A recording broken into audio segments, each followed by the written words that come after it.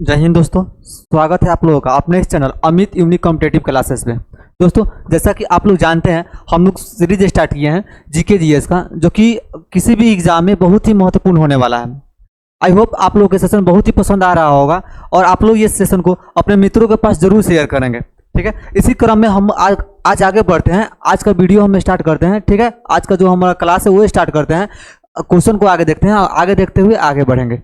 ठीक है दोस्तों, मेहनत एकदम जारी रखिए। मेहनत करने से ही, ठीक है, हमेशा निरंतर प्रयास करिएगा तो ही जाकर के सफलता एक दिन मिलेगी। सफलता यूं ही हाथ नहीं लग जाती है, बहुत कड़ी मेहनत के बाद सफलता हाथ लगती है। ठीक है, कहा जाता है ना कि जिसने अपने आप को खर्च किया, जिसने अपने आप को खर्च किया गूगल पर, उसी को लोगों ने सर्च किया है। ठीक है, तो यदि आप लोग भी चाहते हैं कि बढ़िया से लोग आपको सर्च करें तो आप लोग भी एकदम बढ़िया से मेहनत कीजिए और आगे बढ़िए। ठीक है, यदि आप लोग चाहें कि एक दिन मेहनत करें एक दिन में सफलता मिल जाए, वो कभी होने वाला नहीं है, वो संभव नहीं है। ठीक है, चलिए दोस्तों स्टार्ट करते हैं आज का जो क्लास है। ठीक है, क्वेश्चन नंबर वन की तरफ बढ़ते हैं।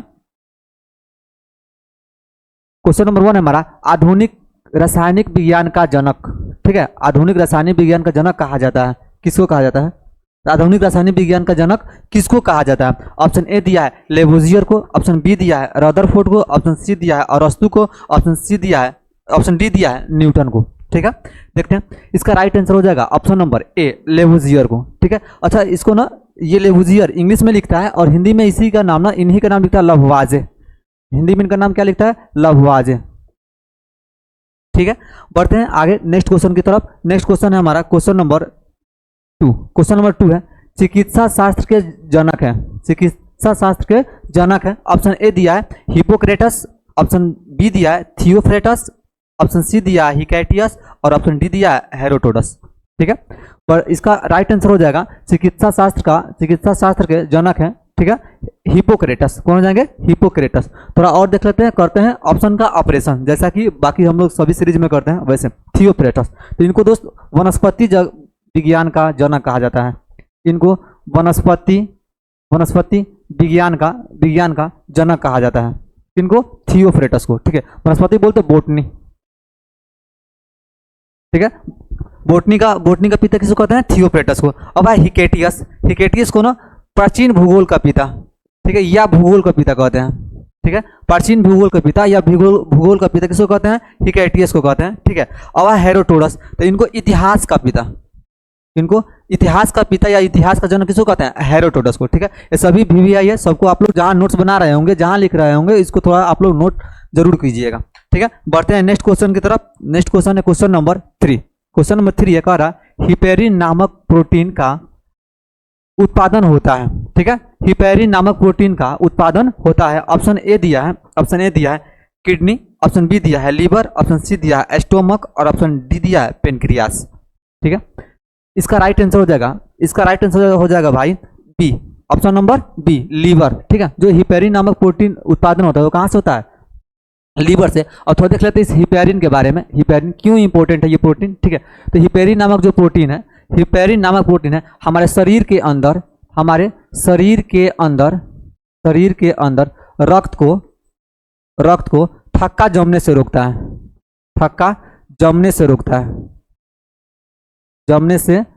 है। कौन? हिपेरिन। ठीक है, इसको नोट करेंगे, VVI पॉइंट है, इसको नोट करेंगे। अच्छा एक बात और है, तो भी रक्त को थक्का जमने से रोकता है, तो रक्त को थक्का कौन जमाता है? तो हमारे शरीर के अंदर रक्त को थक्का जमाने वाले जो प्रोटीन होते हैं, ठीक है, फाइब्रिनोजिन।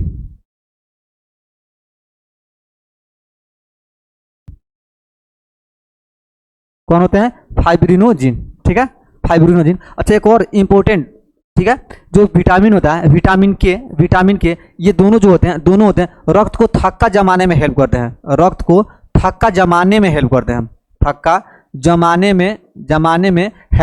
ठीक है, इसको याद रखेंगे। अच्छा एक और क्वेश्चन पूछ सकता है दोस्त, ठीक है, कि जो ब्लड जो होता है, ठीक है, रक्त जो कहीं कट जाए, हाथ कहीं कट जाए, तो थक्का जमने में कितना समय लगता है? ठीक है, ये भी प्रीवियस ईयर में पूछा हुआ क्वेश्चन है SSC का। ठीक है, इसको भी नोट करेंगे। ठीक है, जो रक्त का थक्का जमता है एक हेल्दी पर्सन में, ठीक है, रक्त का थक्का, तो ये लगभग 2 से 4 मिनट के अंदर जो है रक्त का थक्का जम जाता है। ठीक है, अच्छा और यहाँ से पॉइंट और यहाँ से पॉइंट अपन नोट कर सकते हैं कि यदि एक ऐसा शरीर में बीमारी होता है जिसमें रक्त का थक्का जमता ही नहीं है, ठीक है, तो उस बीमारी का नाम होता है हीमोफीलिया। क्या नाम होता है? हीमोफीलिया। इस बीमारी में यदि कहीं गलती से भी कट जाए तो ब्लड का पूरा शराब स्टार्ट हो जाता है और वो जल्दी रुकता ही नहीं है, थक्का जमेगा नहीं तो फिर रुकेगा भी नहीं, ठीक है।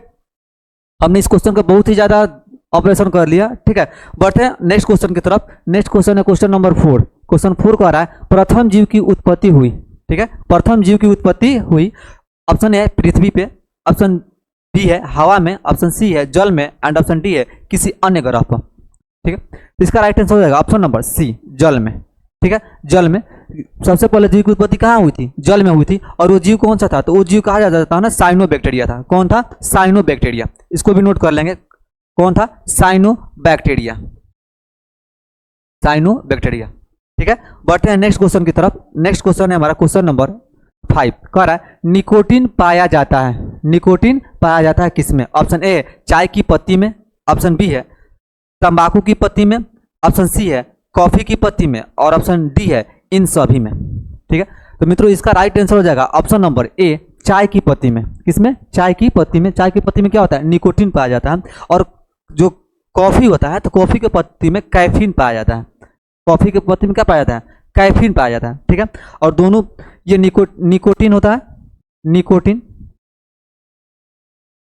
निकोटीन, ठीक है। ये हमारे बॉडी में थकावट दूर करने के लिए जिम्मेवार होता है, ठीक है। इसीलिए जब हम लोग थक जाते हैं, काम करते करते थक जाते हैं, तो उस समय हम लोग क्या करते हैं? चाय की चुस्की लेते हैं, ठीक है। और यही बात है कॉफी की चर्चा कर लें तो कॉफी जो है, कॉफी में कैफीन होता है और ये नींद को भगाता है। किसको भगाता है? नींद को भगाता है, ठीक है। इसलिए स्टूडेंट लाइफ में चाय का यूज मत कीजिए, कॉफी का यूज कीजिए। कॉफी का यूज करने से क्या होगा? नींद कम लगेगा और पढ़ाई अच्छा से हो पाएगा, ठीक है। बढ़ते हैं नेक्स्ट क्वेश्चन की तरफ।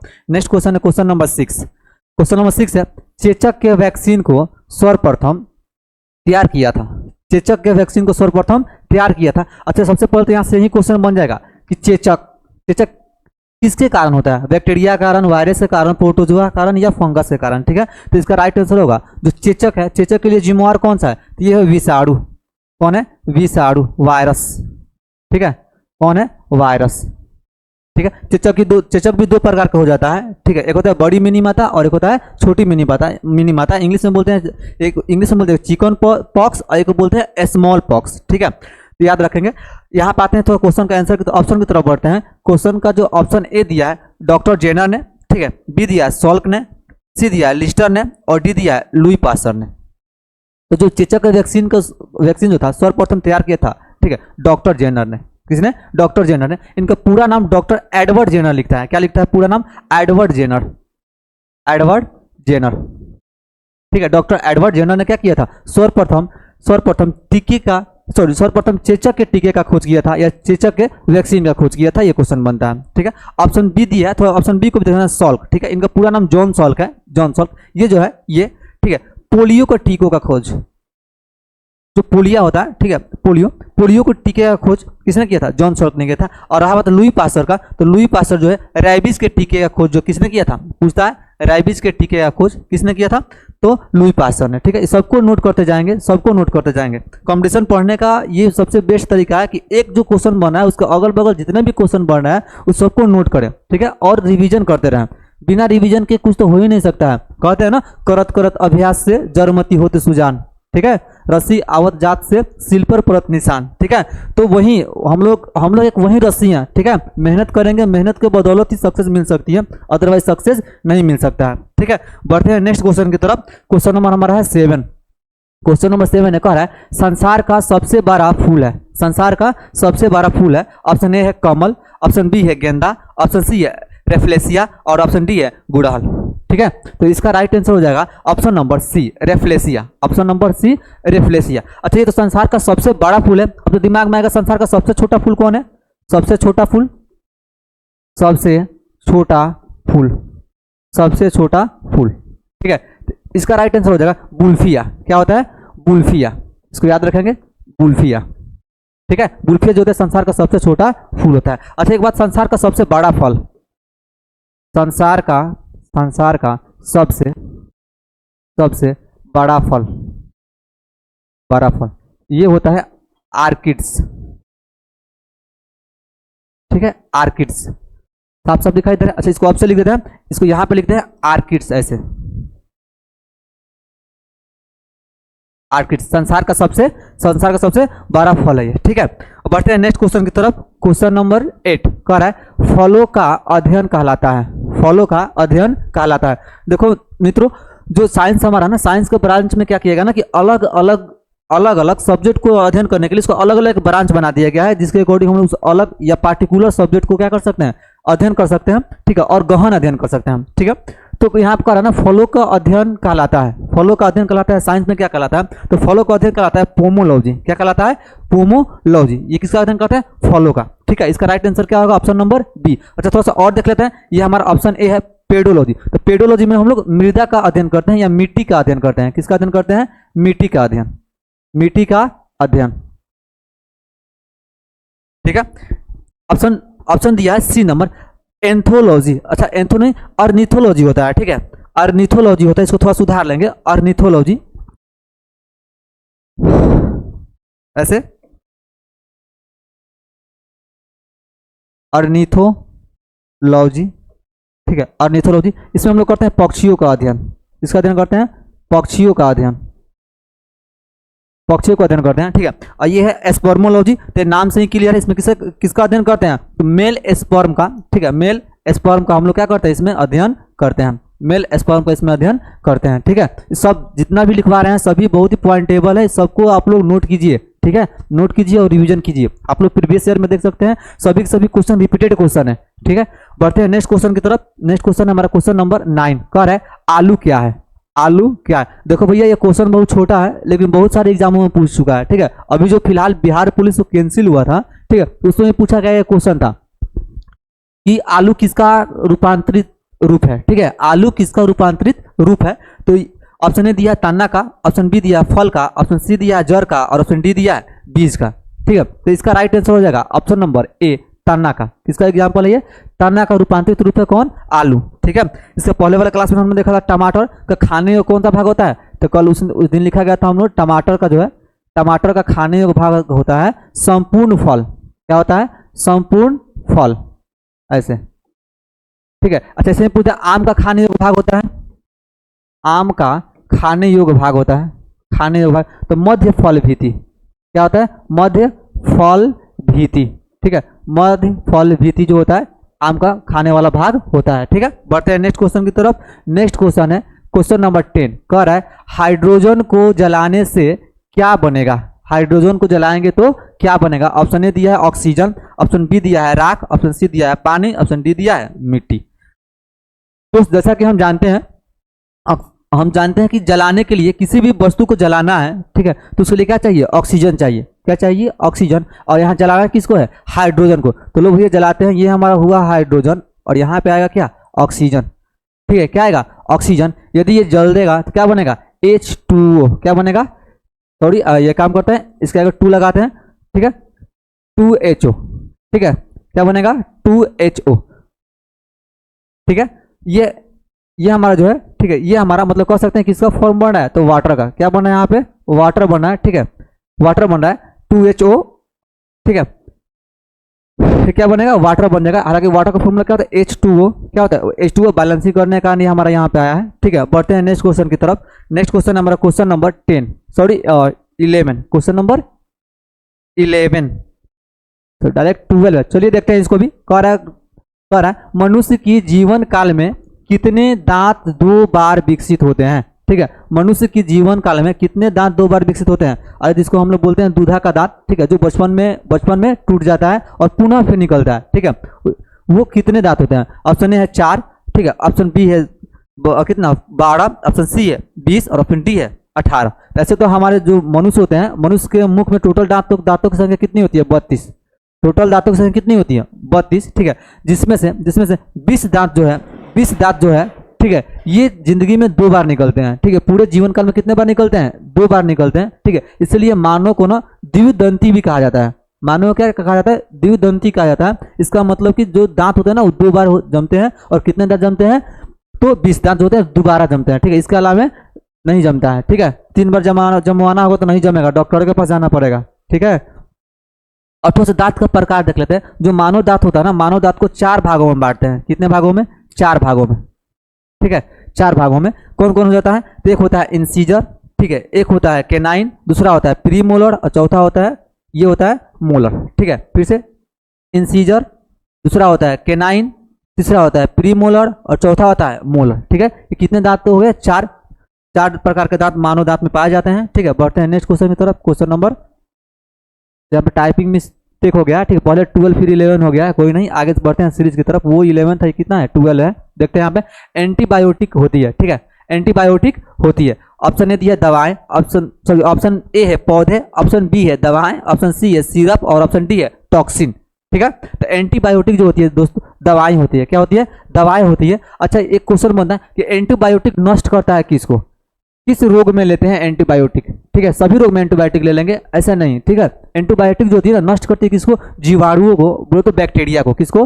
बैक्टीरिया को, ठीक है। ये पूछा हुआ क्वेश्चन को नोट करेंगे, ठीक है। मतलब वो डिजीज, वो बीमारी जो बैक्टीरिया से हो, ठीक है, उसके निदान के लिए क्या करेंगे हम लोग? एंटीबायोटिक लेते हैं, ठीक है। बढ़ते हैं नेक्स्ट क्वेश्चन की तरफ। क्वेश्चन नंबर हमारा है 13, कह रहा है जीव विज्ञान का पिता कहलाता है, सॉरी, जीव विज्ञान का पिता कहते हैं, होना चाहिए किसको कहते हैं, ठीक है। आप यहाँ पर समझ लेंगे, जीव विज्ञान का पिता कहते हैं किसको कहते हैं, इसको देखते हैं। ऑप्शन ए दिया है अरस्तु को, ऑप्शन बी दिया है लेमार्क को, ऑप्शन सी दिया है लिनियस को और ऑप्शन डी दिया है थियोफ्रेटस को। तो जीव विज्ञान का जो पिता है दोस्तों, कहते हैं अरस्तु को। किसको कहते हैं? अरस्तु को। अच्छा, जीव विज्ञान का पिता, साथ ही साथ जंतु विज्ञान का पिता, साथ ही साथ पॉलिटिक्स का पिता, ठीक है, मतलब राजनीतिक शास्त्र का पिता या जनक, ठीक है। ये तीनों किसको कहते हैं? तीनों कहते हैं अरस्तु को, ठीक है। तीनों किसको कहते हैं? अरस्तु को। इसको आप लोग नोट कर लेंगे, ठीक है। अब बात आता है कि लिनियस का, तो लिनियस को वर्गीकी का पिता कहते हैं। किसका? आधुनिक वर्गीकी का पिता, ठीक है। आधुनिक वर्गीकी का पिता किसको कहते हैं? ठीक है, लिनियस को कहते हैं। इसको थोड़ा नोट करेंगे, यहाँ पे लिखेंगे आधुनिक वर्गीकी का पिता। आधुनिक वर्गीकी का पिता किसको कहते हैं? लिनियस को कहते हैं। और थियोफ्रेटस के बारे में हमने बता ही दिया था, इसको किसको कहते हैं? बोटनी का पिता, ठीक है, बोटनी, ठीक है, या वनस्पति विज्ञान का पिता किसको कहते हैं? तो ये थियोफ्रेटस को कहते हैं। बढ़ते हैं नेक्स्ट क्वेश्चन की तरफ। नेक्स्ट क्वेश्चन है क्वेश्चन नंबर 14। क्वेश्चन नंबर 14 कह रहा है जिन धातु को पीट कर पत्थर का रूप दिया जा सकता है वह कहलाती है, ठीक है। जिस धातु को पीट कर पत्थर का रूप दिया जा सके, ठीक है, उसको क्या कहते हैं? मुलायम धातु, ठीक है। ऑप्शन बी है कठोर धातु, ऑप्शन सी है लचीली धातु और ऑप्शन डी है तन्य धातु, ठीक है। तो जिन धातु को पीट कर पत्थर का रूप दिया जा सकता है, ठीक है। तो इसमें ऑप्शन मिसप्रिंट हो गया दोस्त, ठीक है। ऑप्शन को थोड़ा काटेंगे, ठीक है। ऑप्शन नहीं होता ना, उस धातु को ना आघात वर्धनीय कहते हैं। क्या कहते हैं? आघात वर्धनीय, ठीक है, आघात वर्धनीय। ये आंसर होगा, इसको नोट करेंगे हम लोग, ठीक है। इसको हम लोग नोट करेंगे, ये हमारा राइट आंसर होगा, इसमें से कोई आंसर नहीं होगा, ठीक है। जिन धातुओं को पीट कर पत्थर का रूप दिया जा सकता है उसे आघात वर्धनीय कहते हैं। और पूछता है कि सबसे ज्यादा आघात वर्धनीय तत्व कौन सा होता है या धातु कौन सा होता है, ठीक है। सबसे आघात वर्धनीय तत्व या धातु कौन सा होता है? तो इसका राइट आंसर होता है सोना। क्या होता है? सोना। सोना जो होता है सबसे बड़ा आघात वर्धनीय होता है, जिस कारण से क्या करते हैं? गहना बनाने में इसका यूज हम लोग करते हैं, ठीक है। एक बात लिखा है तन्य, ठीक है। तन्य ये धातु का गुण होता है ना, कि धातु को खींच करके तार बनाया जा सकता है। कुछ धातु ऐसी होती है जिसको खींच कर क्या बनाया जा सकता है? तार बनाया जा सकता है, ठीक है। तो जिस धातु से तार बनाया जा सकता है, ठीक है, उस धातु के गुण को क्या कहते हैं? तन्यता का गुण कहते हैं। और सबसे ज्यादा तन्य धातु कौन सी होती है? तो सबसे ज्यादा तन्य धातु होती है चांदी, ठीक है। चांदी और सोना जो है, ठीक है, सबसे तन्य धातु मानी जाती है, ठीक है। इससे तार बनाना बहुत ही इजी होता है, ठीक है। बढ़ते हैं नेक्स्ट क्वेश्चन की तरफ। क्वेश्चन नंबर हमारा 15। क्वेश्चन 15 है, कह रहा है हृदय रोगियों को अधिक मात्रा में नहीं लेना चाहिए, ठीक है। हृदय रोगियों को, जो व्यक्ति हार्ट के रोग से परेशान है, ठीक है, हृदय के रोगों से परेशान है, तो उनको इनमें से क्या नहीं लेना चाहिए? कार्बोहाइड्रेट है, ऑप्शन ए है, ऑप्शन बी है प्रोटीन, ऑप्शन सी है वसा, ऑप्शन डी है सल्फर, ठीक है। तो दोस्त यहाँ पे जो है ना, इसका राइट आंसर हो जाएगा option number C. Option number C हो जाएगा वसा। क्या हो जाएगा? वसा। अच्छा, वसा क्यों नहीं लेना चाहिए? क्योंकि वसा लेंगे तो हमारे बॉडी में जो है कोलेस्ट्रॉल का मात्रा बढ़ेगा। किसका मात्रा बढ़ेगा? कोलेस्ट्रॉल का मात्रा बढ़ेगा। और कोलेस्ट्रॉल क्या करता है? कोलेस्ट्रॉल जो है ना, जो हमारा हार्ट होता है, उस हार्ट पर जाकर क्या करता है कि अपना कब्जा जमाना चालू करता है, ठीक है, और जो हार्ट बीट को ब्लॉक करना चालू कर देता है, जिस कारण से हार्ट अटैक आने की संभावनाएं बढ़ जाती है। ठीक है, हार्ट अटैक आने की संभावनाएं बढ़ जाती है, इसलिए हम लोग क्या करते हैं, जो हृदय रोगी होते हैं उनको वसा नहीं दिया जा सकता है। हालांकि देखा जाए तो जीवन स्तर के लिए, जीवन जीने के लिए ये तीनों जो न्यूट्रिएंट्स हैं, तीनों जो न्यूट्रिएंट्स हैं, ठीक है, ये प्राइमरी है और इसेंशियल है। ठीक है, कौन कौन, कार्बोहाइड्रेट, प्रोटीन और वसा। आगे जब चैप्टर वाइज पढ़ाएंगे, ठीक है, टॉपिक वाइज, तो उसमें इसको क्लियर करेंगे कि प्रोटीन से क्या होता है, कार्बोहाइड्रेट से क्या होता है, किससे कितना एनर्जी मिलता है, ये सब हम लोग आगे क्लास में देखेंगे। ठीक है, इसका राइट आंसर हो जाएगा ऑप्शन नंबर सी। ठीक है, ऑप्शन देखते हैं क्वेश्चन नंबर कितना, 16। क्वेश्चन नंबर 16 कर रहा है, प्लास्टर ऑफ पेरिस किससे बनाया जाता है, प्लास्टर ऑफ पेरिस किससे बनाया जाता है। ऑप्शन ए दिया है जिप्सम, ऑप्शन बी दिया है पत्थर से, ऑप्शन सी दिया है संगमरमर से, और ऑप्शन डी दिया है बुझा हुआ चूना से। ठीक है, थोड़ा देखते हैं, तो इसका राइट आंसर हो जाएगा option number A. Option number A gypsum. थोड़ा कॉपी कलम को उठाएंगे और थोड़ा हाथों को मेहनत करने दीजिए। ठीक है, और लिखिए थोड़ा सा इसके बारे क्वेश्चन के बारे में। प्लास्टर ऑफ पेरिस, सबसे पहले इसका सूत्र, ठीक है, इसका शॉर्ट नेम पीओपी होता है। क्या होता है, पीओपी। क्या नाम होता है, पीओपी, प्लास्टर ऑफ पेरिस। ठीक है, और इसका जो फॉर्मूला पूछता है दोस्त, ठीक है, तो इस जो होता है ये जिप्सम से बनता है, तो इसको बनाने से पहले, प्लास्टर ऑफ पेरिस बनाने से पहले जिप्सम का फॉर्मूला देखना। इसका फॉर्मूला होता है कैल्शियम सल्फेट, कैल्शियम सल्फेट, ठीक है, और डाईहाइड्रेट।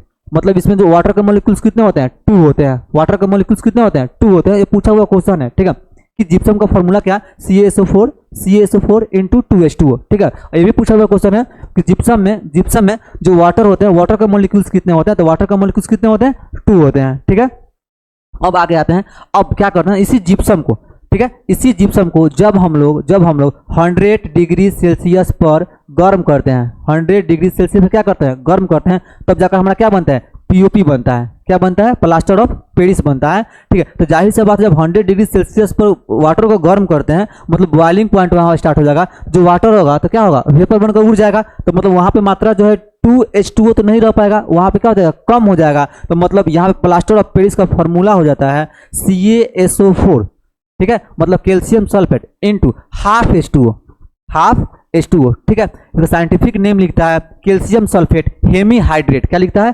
Calcium sulphate hemihydrate. ठीक है, जितना बात बोल रहे हैं सबको नोट कीजिएगा, सभी पूछा हुआ क्वेश्चन है। ठीक है, आगे आते हैं, फिर थोड़ा देख लेते हैं संगमरमर। संगमरमर का फॉर्मूला क्या होता है, तो कैल्शियम कार्बोनेट। क्या होता है, कैल्शियम कार्बोनेट CaCO3। CO3 को ही क्या कहते हैं, संगमरमर कहते हैं। फिर बुझा हुआ चूना, इसका फॉर्मूला जो होता है कैल्शियम हाइड्रोक्साइड CaCaOH2। ठीक है, क्या बोलते हैं इसको, बुझा हुआ चूना बोलते हैं। अच्छा, बुझा हुआ चूना को एस्केलेट लाइम भी बोलते हैं। क्या बोलते हैं, एस्केलेट लाइम भी बोलते हैं बुझा हुआ चूना को। ठीक है, तो फिर आप लोग बिना बुझा हुआ चूना क्या बोलते हैं, ठीक है, तो बिना बुझा हुआ चूना को ना क्विक लाइम बोलते हैं। बिना बुझा हुआ चूना क्या बोलते हैं, क्विक लाइम बोलते हैं। हम लिख नहीं रहे हैं, इसको आप लोग कहीं नोट कर लीजिएगा। बुझा हुआ चूना को एस्केलेट लाइम बोलते हैं, और बिना बुझा हुआ चूना को क्या बोलते हैं, क्विक लाइम बोलते हैं। ठीक है, बढ़ते हैं नेक्स्ट क्वेश्चन की तरफ। क्वेश्चन है 17, क्वेश्चन नंबर 17 है, रेडियम प्राप्त होता है। ऑप्शन ए दिया है गैलिना से, ऑप्शन बी दिया है हेमेटाइट से, ऑप्शन सी दिया है पिंच ब्लेड से, और ऑप्शन डी दिया है बॉक्साइट से। तो रेडियम जो प्राप्त होता है दोस्त, इसका राइट आंसर हो जाएगा ऑप्शन नंबर सी। ठीक है, क्वेश्चन को ऐसे घुमाकर पूछता है कि रेडियम निम्नलिखित में कौन रेडियम का अयस्क है। ठीक है, निम्नलिखित में कौन रेडियम का अयस्क है, तो इसका राइट आंसर हो जाएगा option number C, pinch blade. तो बाकी सबको देख लें, गैलेना किसका अयस्क है, शीशा का। गैलेना किसका अयस्क है, शीशा का। ऐसे देखेंगे हेमेटाइट, ये लोहा का अयस्क है। किसका अयस्क है, लोहा का अयस्क है। बॉक्साइट, ये एल्युमिनियम का, किसका, एल्यूमिनियम। ठीक है, ये किसका अयस्क है, एल्यूमिनियम का अयस्क है। ठीक है, ये सभी पूछा हुआ क्वेश्चन है। यहाँ तक ये जो अयस्क है, ठीक है, बिहार दरोगा, ठीक है, जो बिहार एसआई है उसका फेवरेट क्वेश्चन है। ठीक है, बिहार एसआई का अभी फिलहाल में जितने भी बिहार एसआई का एग्जाम हुआ है दोस्त, सबसे एक एग्जाम में ना अयस्क से क्वेश्चन बना हुआ है। ठीक है, 2 नंबर का क्वेश्चन बनता है, तो 2 नंबर बचाना है, तो अयस्कों का नाम, ठीक है, और खनिज का नाम रटना है। ठीक है, बढ़ते हैं नेक्स्ट क्वेश्चन की तरफ। क्वेश्चन नंबर 18 कर रहा है, EEG का प्रयोग होता है। EEG का प्रयोग होता है कहाँ होता है, किस ऑर्गन के जांच के लिए होता है। ऑप्शन ए दिया हृदय, ऑप्शन बी दिया है मस्तिष्क, ऑप्शन सी दिया है यकृत, और ऑप्शन डी दिया फुसफुस। ठीक है, तो इसका राइट आंसर हो जाएगा ऑप्शन नंबर बी। ठीक है, मस्तिष्क। ठीक है, तो EEG का फुल फॉर्म क्या होता है, तो EEG का फुल फॉर्म होता है इलेक्ट्रोइंसेफ्लोग्राम। ठीक है, इलेक्ट्रो